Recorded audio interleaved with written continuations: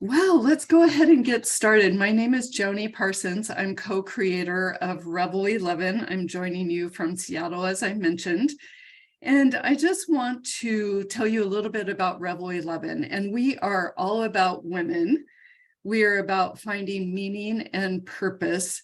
It's about adventure and about finding a deeper connection to ourselves and nature around us. It's all about an adventure for your spirit. And boy, are you going to be in luck today with this conversation. I'm so excited to have Kristina.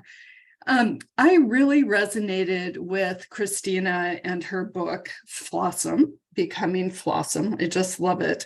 When I started thinking about women together in the early days of Rebel 11, it was all about the question of who I was and who am I as my true self.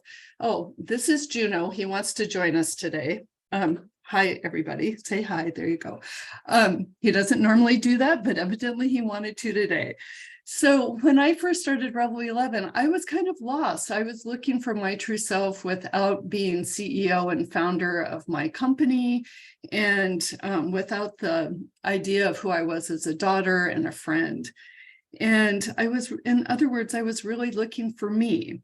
In her book, Kristina is all about embracing your fully awesome self. And she starts the book out by talking about how she wanted to find the path back to herself, despite the external critics, the internal critics, the ideas of perfection, and embracing the life that needs fixing. This book is excellent. Kristina is an entrepreneur, writer, speaker, philanthropist, and mother as well. And she's been engaged in personal transformation for the last 19 years. And she's been collaborating with everyone in the field, I have to say. She's also the co-founder of Mind Valley, a global school that delivers transformational education to people of all ages. Welcome, Kristina. It's so nice to see you. Joni, thank you so much for having me, for giving me this opportunity to share, and for your very kind words about my book. It's a pleasure. Well, I wanted to talk about your personal journey because, as I mentioned, you realized that you were going through the motions of life and had kind of lost yourself. Can you take us back to that moment? Yeah, it's like, you have this body which does all the necessary motions, and kind of the brain is also there, but as if something is missing. And I think it's probably a universal story for everyone, not just women and men, not just women, but men as well. And generally at some point when we grow up, we realize that somewhere along the way, we lose touch with who we are. I think it's more commonly known as midlife crisis. Yes, I was in my 40s too when that happened. But we don't need to use such ugly words. My idea about that is that we very often do the things out of our best intentions. We want to be successful. We want to be liked. We're not taught to listen to our inner voice or even our feelings. And trust me, I've been in personal growth for 20 years now, actually. And I've worked with literally almost everybody in this industry, with some closer, with some less. And very often what we are taught is that, yes, you're messed up, but it's not your fault. Let me tell you how it's supposed to be. So we are kind of used to just emulating or listening to other people to tell me what I need to do. Just a very simple example from our life. I did divorce 4 years ago, I think 4 years now. And when I share this experience, sometimes people come up to me and say, so here's my situation. What do you think I should do? We're kind of so used to letting experts tell us what they think we should do that we eventually unlearn to trust our own self. So my theory is that we have to work on this most important relationship in our life, which is relationship with the self. Because if we don't work on this relationship, it is naturally going to deteriorate. It's like with any relationship in life. You have relationships with your children, friends, partners, lovers. And we know in any relationship, if you're present, if you're committed, if you're compassionate, if you're there, it will work. If you ignore your friend, if you don't have time for that person, if you don't have patience with that person, then naturally that relationship is going to deteriorate.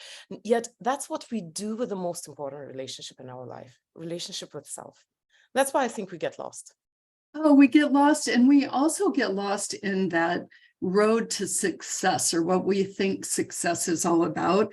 And we are really put so many demands on ourselves around being fit or lean or having the best body or the title. And so how do we get lost in these success models? And your success model is not what we think. Well, I believe that success is important, but your own values are also super important. So how do you balance? It's not like it's one or the other. There are no recipes in life like this. Mhm. And as much as we'd like to have a clear-cut solution, here are the 10 things to do, and then you'll be successful. And here are the 10 things not to do, and then you won't fail. But it doesn't work like that. Life is a dance. You have to know the steps, but you also have to be aware of what's going on. So for example, with my book, I wrote it to be self-published. And then when Hay House got interested in it, I was very flattered, but I also knew that it would come with conditions, because people who are in this industry will tell me this is how the things are done. So if you open my book, it pretty much starts with that story. I was told that I have to do a completely different introduction, which I refused to Why? Why? I'm glad you resisted that, standing in your own power. But then you see, here's the balance, and here's why I say you have to really be aware of what's going on, because if I am obstinately self-minded and I say this is how I do it, no other way, I risk not to be heard. You still need to be heard. You can't blast your so-called truths. If they fall on deaf ears, then it doesn't make sense. So it's literally about finding that fine balance. What is non-negotiable for you? And this is the value that I need to stick to. And where are you willing to speak in a different language so that you are heard? So Kristina, talk about flow and resistance. This is a really good intro to that, because you talk a lot in the book about the importance of being in flow. And so much of our lives, I feel like, I'll just own this myself, I'm in resistance. So talk about the difference and what the benefit of being in flow is all about. I would love to, maybe next book I should dedicate to success, which is such a funny topic, because I don't consider myself successful to the degree where I should be teaching people about it. But maybe I'm just downplaying my own achievements. Well, the thing is that let me first give you an analogy, and then we can go deeper into that. If you go to the gym and you do exercises, and when you come out of the gym, if your muscles are not sore, the logical conclusion that you make in your head is that I didn't do enough exercise. Next time I should raise the weights, because then my muscles will be sore, and that means that my body benefits from the exercise, which is absolutely fair for the gym. It is true. Your muscle training works on this, failure, and then the process of restoring after the failure. Now, because we buy into this paradigm, we need to create resistance in our life. Otherwise, we feel that we are a fraud, or my success is unsustainable, or something is fishy. All those things come from this very interesting idea that we as a society buy into, that any kind of achievement, success, let's say professionalism, everything has to come through pain. No pain, no gain. You have to have sweat, blood, tears, sacrifices laid on the altar of success. And this is the paradigm which we all as a society buy into. And if I tell you right now that this is just that, an idea, a belief, a paradigm, and there's an opposite to that, or maybe not necessarily the opposite, but an alternative to that, it will, even if cognitively or consciously, you will say, yeah, that sounds kind of believable. On the cellular level, we are so used to that paradigm, because think of anything, any books, any movies, even rap music. It's all about bringing something on the altar of success. If you don't give away a little bit of piece of you with blood and tears, then your success is unreal. And because we believe in that, again, maybe I need to give a little of a background, the way our beliefs work. You have an idea, and if you subscribe to that idea, you start seeing evidence to that idea. And that belief becomes stronger and grows deeper roots. It's actually can be explained medically by a function of reticular activating system, which focuses our attention on things that matter to us. So if you have an idea that success requires sacrifice, then all your life, you're feeding that idea. Now, the flow is an alternative state and a very unfamiliar, especially also for good girls and good boys and perfectionists and Hermiones, the people who are like to be in control. It's a very uncomfortable idea because flow is the opposite of being in control. It is. And that is just such an important thing to remember, that hustle is not necessary. It's that ongoing, like, I'm going to go grab it. Like I've always said, what's the carrot in front of me? I'm always chasing the carrot. And when you slow down and you start thinking about what's really important and what your mindset is, that it makes such a huge difference to get into a different state of flow. Yes, and yes, definitely. It's just that we don't see a lot of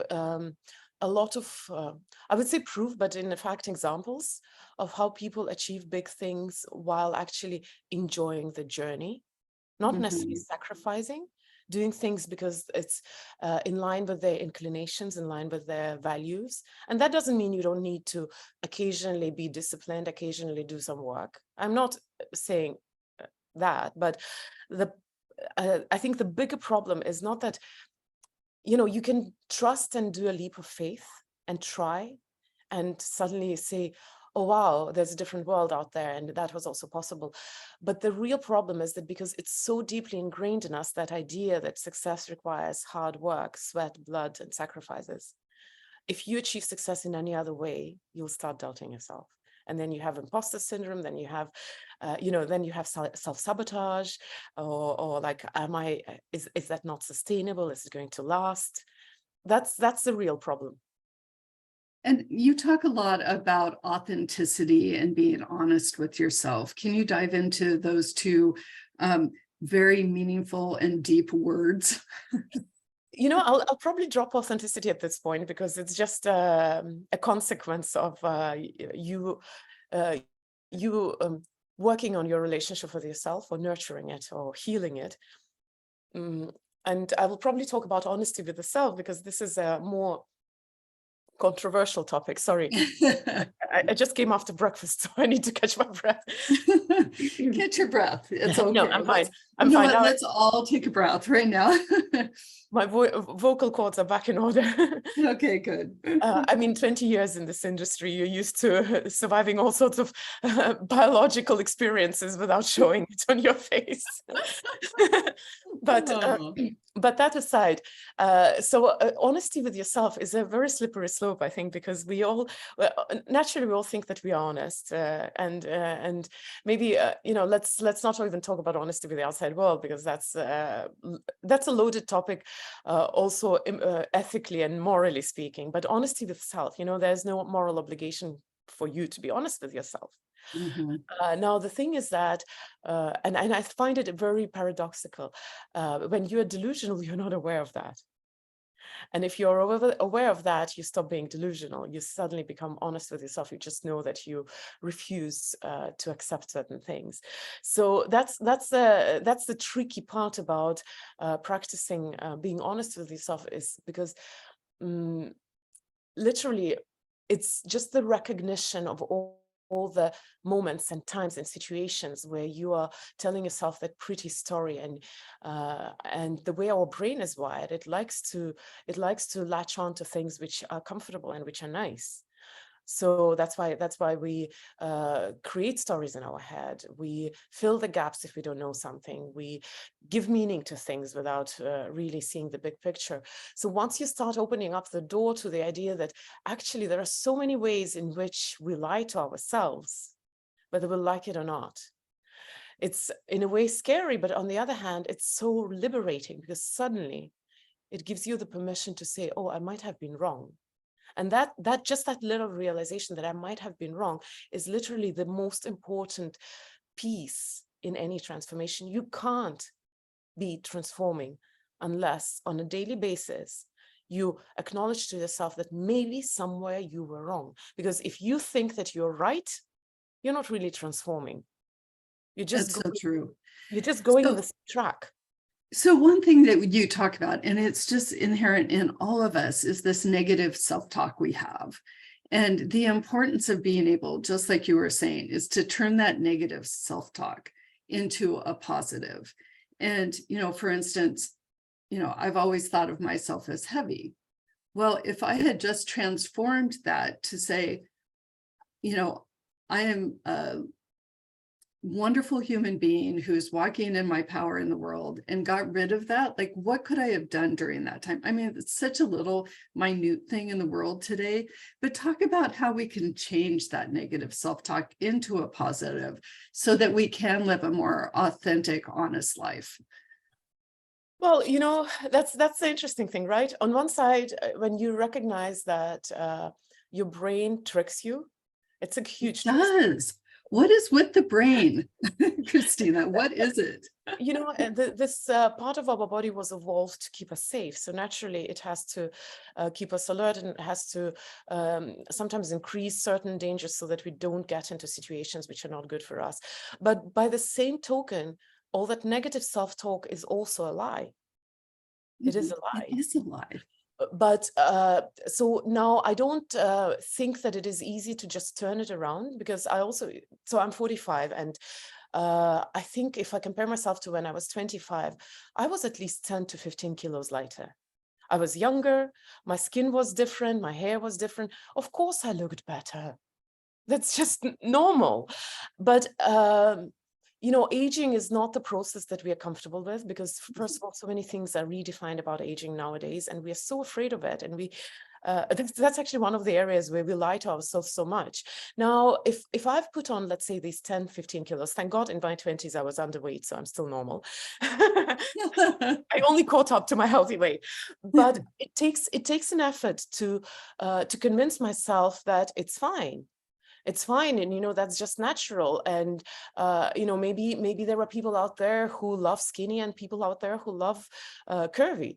But the thing is that whatever you tell yourself, unless you buy into that, it's going to be an affirmation, which is also a technique and also functional, but that is still a lie to you. It's a phrase that you would like to believe, and you repeat over and over again until you probably believe. It's a very viable technique for certain situations. Mm-hmm. Now, if you want it to become your paradigm, you have to have a seed of truth and faith in that. And sometimes you can go ahead. For example, I'm building, on a side note, I have a farm. And before I bought my bulls, I was grateful and sending health and health and strength to my bulls, which I was about to buy. They were not there, but it was a believable, thought into the future, or energy into the future. And sure enough, a few weeks later, I got those bulls. So it's okay if there is a seed of belief and faith in that. Now, if I keep telling myself that I look as skinny and beautiful and young as I was in my 20s, there will always be doubt, and that doubt will forever poison that affirmation. So the question is not always how to turn it 180 degrees around, because if that was so simple, if life was so simple, we would do that, wouldn't we? Well, very often, all you need in life is an adjustment by 1%. If you look at a trajectory, if you adjust it by 1%, right now it's just a little bit, but as life goes on, this delta becomes wider and wider. So when I say, for example, that 1% philosophy. That self-image is, of course, that's the hard part. Statistically speaking, 80% of women don't like what they see in the mirror. 80% of women. It has nothing to do how they actually look. And it's not really my forte. I don't specialize in that. Maybe in my next book, I'll do research and I'll start specializing in that. Let's come back to success. I insist that success is not hard work, sweat, blood, and tears and sacrifice. So what is it? But it is still determination. It's still passion. It's still dedicating some time to it. You see, it's not 180 degrees turn. So you have to find this 1% which makes you actually subscribe to it. So for me, with aging, it is probably the pleasure of not trying so hard to fit in, to be liked, of seeing the value in other things, and in recognizing that time goes one way and age is real. Even if we can be more energetic and healthy and do crazy things, age is still real. and maybe coming to peace with that, wisdom, recognizing other things. We are so multifaceted, we are so complex. Why do we keep staying on the surface and obsessing about the surface? So you're absolutely right. And you did a 30-day challenge for yourself that helped you become more fully aware of the things that were going on in your own mind. Will you share that journey with us and maybe give some tips to our audience about what you did during those 30 days? I find this so lovely and fascinating. You know, it's such an old experience for me, though, because it happened about 15 years ago. It was one of the earliest masterclasses, seminars. It was actually a 4-day event, like very intense event that I attended with wonderful teachers, John and Missy Butcher. They have it, it's called Life Book. So they have this event where you plan your life in 12 different categories very thoroughly, and you set goals and your premises and your values and all that. And then, of course, when you end up after, spending 3 days planning your life, you end up with, well, best case scenario, 100 goals, but probably 1,000 goals. And then what to do with all of that. So in the early days, they did the extra day where you had to prioritize certain goals. And, it was in the very beginning of my path to personal growth and transformation. And as a result of this 4 days work, I came to a conclusion that the one goal, which is going to have the biggest influence on everything in my life, every aspect of my life, every area, this 1% adjustment, 1 degree turn in trajectory, was developing the habit of awareness, because literally everything starts with you noticing it. Unless you notice, you don't realize it's a problem. And when you notice, you suddenly see, oh, I'd like to change that. You suddenly find the motivation, the things that move you forward. So I dedicated 30 days to developing the habit of awareness. And then at the end of 30 days, I realized I can't switch it off anymore. So it became almost a curse until I learned to bridle it in, like the superpower, which when you discover if you were like a Superman, you'll fly into walls and explode things with your eyes, but then as you harness it, you realize it's a true superpower. So I believe awareness is that skill in personal growth and transformation, which is absolutely fundamental and is a superpower to slow down your life, dissect it into pieces, look at it anatomically. It has so many incredible benefits to it. When I teach people to practice awareness, I tell them one thing: you don't need to start living your perfect life. All I'm asking you to do is notice. And don't judge yourself. Don't make corrections. Just notice. Do nothing. Just notice. And just that noticing creates all the change you need. It's miraculous. And what habits do you use on a daily basis in your life? Do you have a morning ritual that can you talk about that? Yeah. Being in this industry, I've tried all sorts of things. I've tried all sorts of practices. I'm like a guinea pig. I've tried everything. My most important ritual is actually to hug and kiss my kids and tell them, humans, I love you, one by one. That's so important that they know that from an early age, isn't it? Yes, and it's more for me. I literally, I love that. sometimes we don't realize how selfish we are in our love for for some other people. But for me, it's just my physical need to have this contact, to let them know, to know that they're safe, and of course, I hope they benefit from that funny ritual that I have. My other ritual that I usually follow when I'm at home is that we spend 7 to 9. From 7 to 9 with my children, and my children are not so small anymore. Eve is 9 and my son Hayden is 15, so turning 16 soon, so he's soon going to university. So right now, this awareness how fast time flies is so acute that I actually have it in my calendar: don't disturb me. Nobody can put anything on that time, 7 to 9 in the evening. So these 2 rituals are absolutely untouchable. Now, I do, of course, I have such things like, the gyms and the massages and everything. And I try to stick to one morning ritual, which I do in the bathroom. So people sometimes wonder why I'm so long in the bathroom, but I've crammed everything into it. because once I'm in the bathroom, I don't have any escape. I'll just finish doing it. And it involves not just the hygienic things, but I also do the breathing exercises. I do a little bit of stretching, like / yoga, but more stretching than yoga, some face massage, because I also want to look young forever. All my beauty rituals. Then I do affirmations. I also send, that's when I was, do you remember I was talking about my bowls? That's when I expand this, protection and safety and healing to everybody that is important to me, to people I love, all those meditative / affirmation type of visualization practices. I think that's about it. Yeah, I do some healing practice. That's what I do for about half an hour in the bathroom, and then everybody, why are you so long there? Well, all good ideas come from the bathroom, so you might as well do a little bit of morning ritual in the bathroom as well. And by the way, you can meditate standing. It's fine. Of course, I do. Standing. I always say to people that I walk around a local lake here in Seattle, and it's my walking meditation. So it's not like you have to be sitting, down in with an Om position to get that meditative state. I'm very much in support of that. So you talk a lot about, self-care versus self-love, but really self-love is the most important thing you can do on your way to happiness, a more happiness state, and being in that idea of being Flawesome. Well, yeah, the comparison would be very simple. Self-care is maintenance. It's literally like I have a phone here in my hands. I charge it, and my kids. Oh, they're so cute. I charge it not because I love this device, because if I don't charge it, it won't work. So self-care, in essence, is for you to be able to function. Now, there is causality between self-care and self-love. If you love yourself, you're quite likely going to prioritize your self-care. But that causality goes just one way.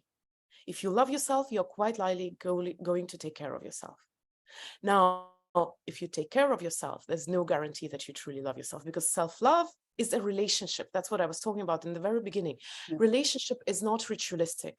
We can have rituals which are connected to relationships, like I have this ritual of telling I love you, my human, to my children, but that doesn't represent love. That's just a ritual. It's like, like in church, there's faith and spirituality and your connection to God, and then there are practices and rituals and the things we do so that we show that we do that. But the actual connection is inside your heart. So because relationship is intangible and a little bit hard to explain, we sometimes don't understand it. We can't, how do I know that I'm in a meditative state of mind? You just trust. So that's why we do rituals, because we hope that maybe that ritual will help me make sure that I'm actually doing the right thing. Now, relationship is when you drop things and slow down for someone that you love, and you actually prioritize them over your urgent matters.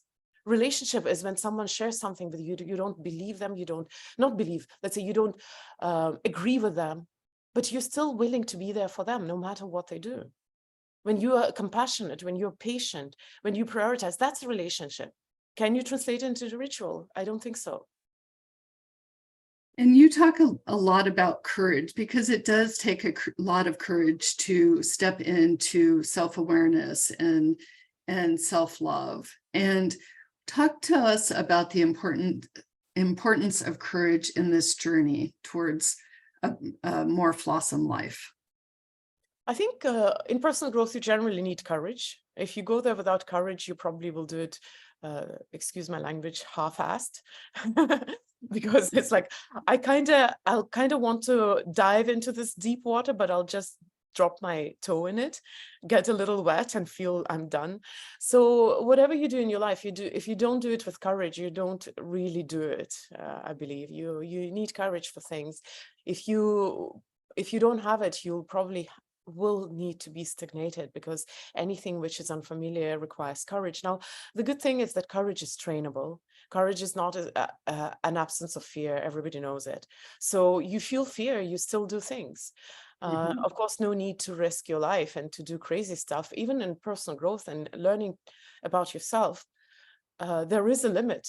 you can actually discover things that you really don't appreciate in your life, and it may be risky to change things, risky to drop your work and do what you love, risky to cut an abusive relationship or just relationship which wasn't serving you, risky to trust your children know what they want to do.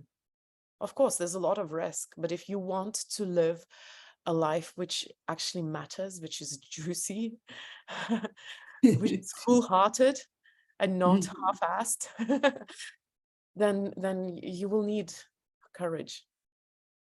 And one of the things, thank you, Kristina, that's beautiful. One of the things that I love about this book, everyone, is that, and at the end of every chapter, she has a section called reflection points, which gives you the opportunity to look inward on topics of the art of imperfection, one step at a time. How does transformation happen? Kristina, this really gave me a lot of insight into myself, and I really applaud you for having this wonderful resource for us to say, let's look inside. So how did the questions come about?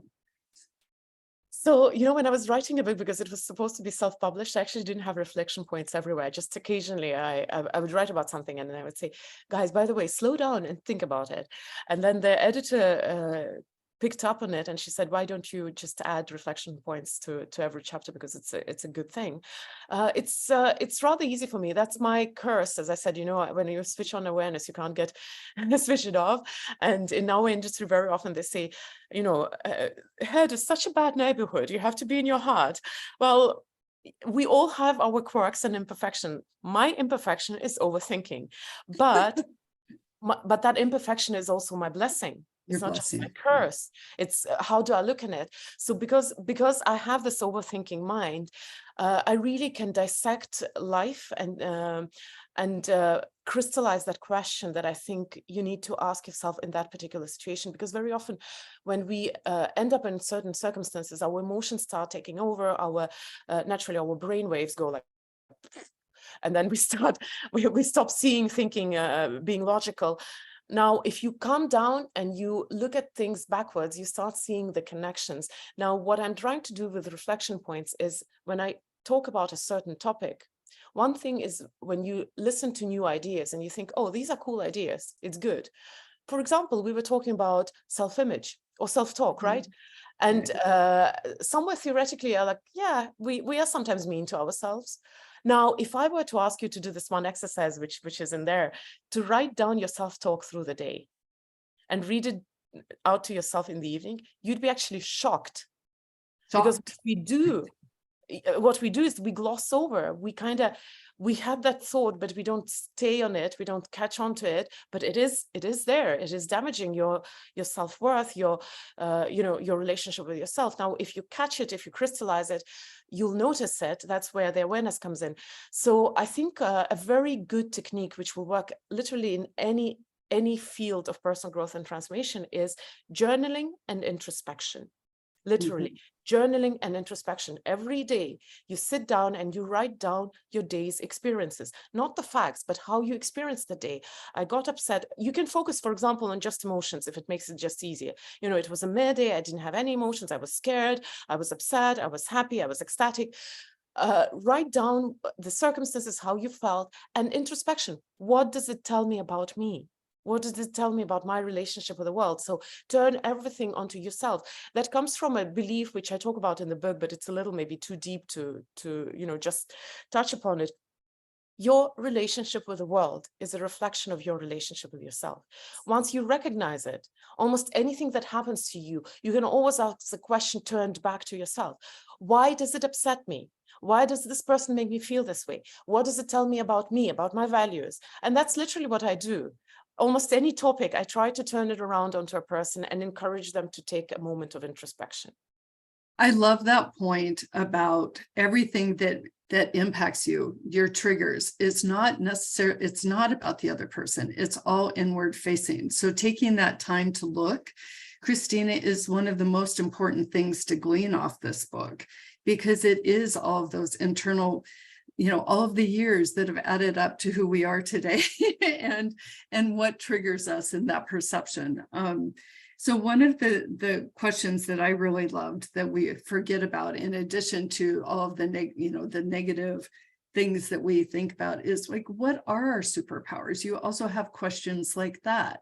And I thought it would be fun to have people write in the chat with one thing that they think that their superpower is, but you also have an invitation here.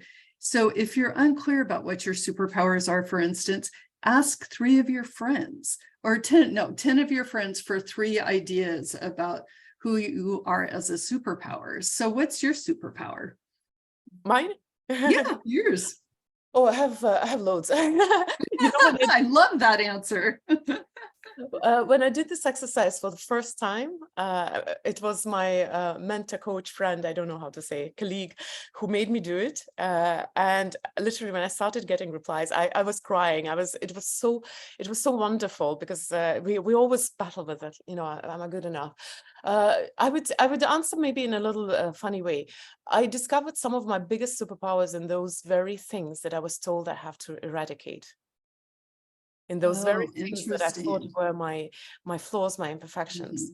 Some of the most wonderful, valuable superpowers are there, like the overthinking.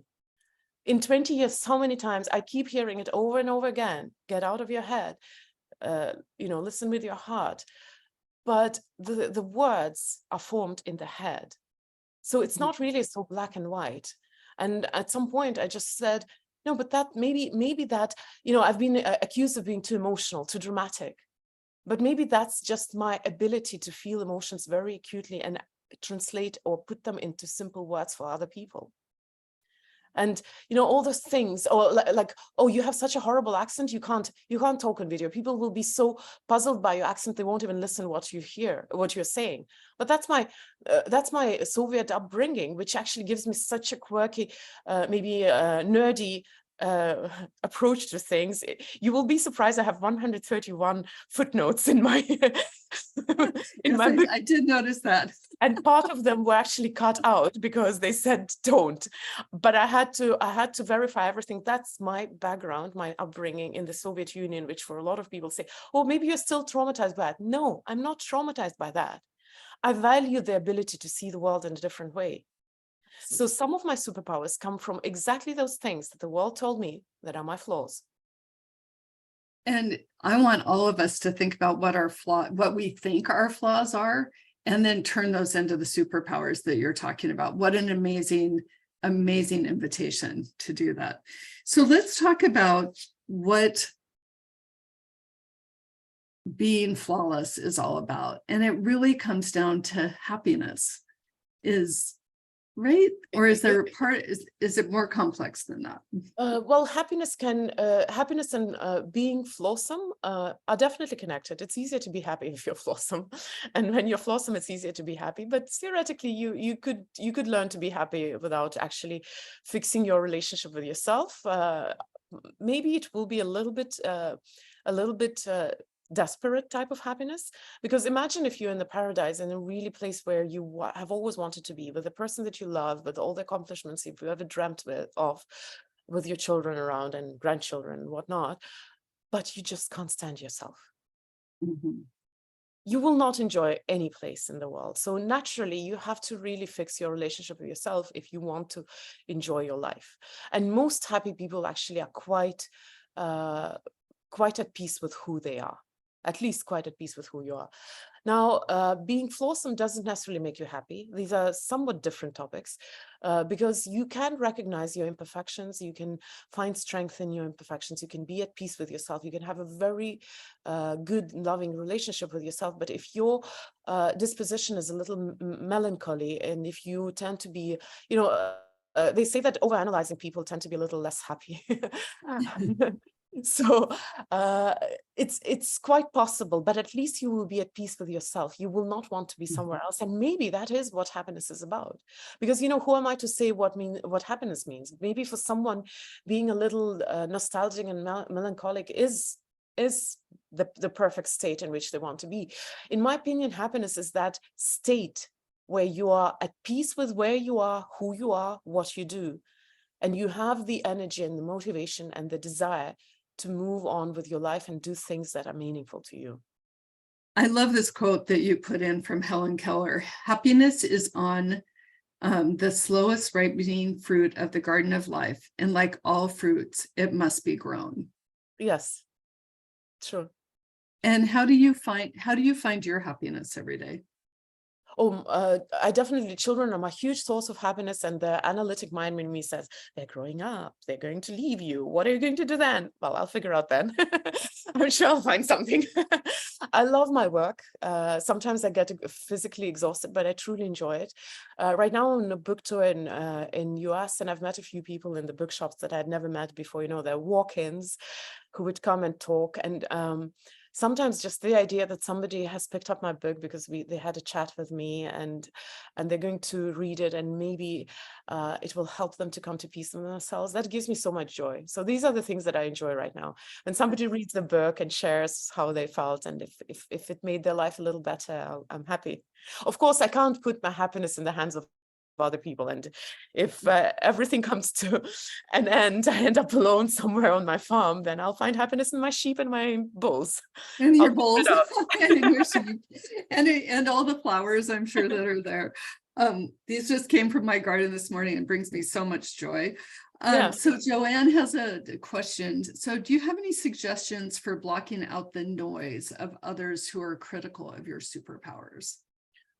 You know, I don't so much block it out, because you can't really completely block it out. You will hear things, whether you like it or not. The question is, do you believe in that or not? As one of our teachers and a good friend, Eric Mead, says, that offense is, offense is, God, I think I will misquote him, but the idea is that people can try to offend you, but unless you take it, it's not an offense. It's just their opinion, right? So there are a few techniques that I do use. I try not to read customer feedback directly, because first of all, it's overwhelming, and sometimes very often people resort to writing longish emails when something went wrong, and very often it's not your fault. It might be technical issues. So I do have people who filter that. If there are genuine concerns, or if people object, or if they don't agree with my points of view, I actually enjoy talking to people who disagree with me, as long as they have respect for me. Because if we have respect for each other, it's a very interesting conversation. If somebody says, no, but I don't agree with this. So, you have your set of rules. I also don't read comments occasionally, like if it's, say, yellow press, and Estonian media has been very hard on me. So I try to distance myself whenever I know that there is like unmerited and unjust kind of not so much criticism as just venting and frustration. Then I try to distance myself. But of course, there are people, like when I was publishing this book, I kept hearing from people who are close to me, who I trust, that, don't hope on any best-selling title. It's very unlikely. But that's not what I think. So in that case, I'm saying, like, it's your opinion. It has more to do with you than with me. If you have this opinion, it's your experience, it's your certainties or insecurities. It's about you. It's not about me. Let me stick to my ideas about myself, about my work, about what I do. It's like, when your child comes and says, "Mom, I want to have a tattoo." I might disagree, but that's my opinions, and that's my feeling. And of course, while they're not 18, I would probably disagree more emphatically. But everybody's opinion has more to do with them than it has with you. Yes. Same way, like my opinion about the world has more to do with me than about the world. So let's talk. We're going to totally switch gears and come back to a couple of times you've mentioned this throughout our conversation, but what you think becomes your reality, and what you put out is what you draw back in. I'd like to talk about that a little bit, and then also have you give your top tips as to becoming Flawesome, as a way to wrap up our conversation today. Well, I like to, again, my Soviet upbringing. I know that in our industry they say, if I'm very simple, like, the law of attraction is that whatever energy you emanate, you're attracted. I think there is also very medical explanation to that. The same anatomy of how our beliefs work. If you believe in something, you will see the proof of that, and that becomes your reality. So naturally you can choose the beliefs. If some belief doesn't work for you, why not give up that belief which doesn't work for you? How does it work? Very simple. Your brain, we have so much stimuli in our life. Your brain filters out, because if you notice everything, you will go crazy. So what you focus on, that's what you notice. If you need to if you need to find some kind of evidence about something, that's what your brain is going to filter out, and you will find proof to your beliefs, and then you will start living that. So I am careful to the generalizing statements in my head. And if I don't like a certain statement, I write to reframe it. But for example, sometimes life still puts you back on your in your position. Like I kept telling myself that I refuse to age, until one moment I realized that whether I refuse to age or not, time is linear. There are people in my life who are aging. I've lost an aunt and an uncle in the past few years. I'm so sorry. Whether you believe in that or not, you have to sometimes adjust your belief system also to, to your circumstances, and make it a little bit more healthy. Yes, time is linear. We are going to die sooner or later, but that's just a reminder that this very moment is so precious, and you have to value it and see the beauty in it. So yes, you do create your own life, and sometimes life hits you on your head with a very heavy object, and then you do what Gandalf said: we don't always get to choose the times when we live, but we always get to choose what we do with the times that we are given. And that's literally what's it about. Yes, sometimes I would very much like to be something else, but I'm what I am. Can I turn it from being my curse into being my blessing? Now, the one advice that I will leave you guys with, apart from reading my book, because my book has many more advice. Read her book. The quote, which unfortunately I had to take out of the book because it's out of the movie, and apparently you can't quote the movies. It's a quote but I can quote it in Yes, you can, right here. It's a quote from 2005 Cinderella movie, and Cinderella's mother's last words to her daughter were, "Have courage and be kind." And I think it's one of the most beautiful self-help, personal growth, transformational quotes out there. Have courage and be kind. It's so simple, and yet we forget it, don't we? One of the things that, life is really so simple, and we make it so complex, right? And to be courageous and be kind is just a beautiful reminder every day. And I think I'm going to just put it in front of me so that I see that every day and think of this conversation with you, Kristina. Thank you so much.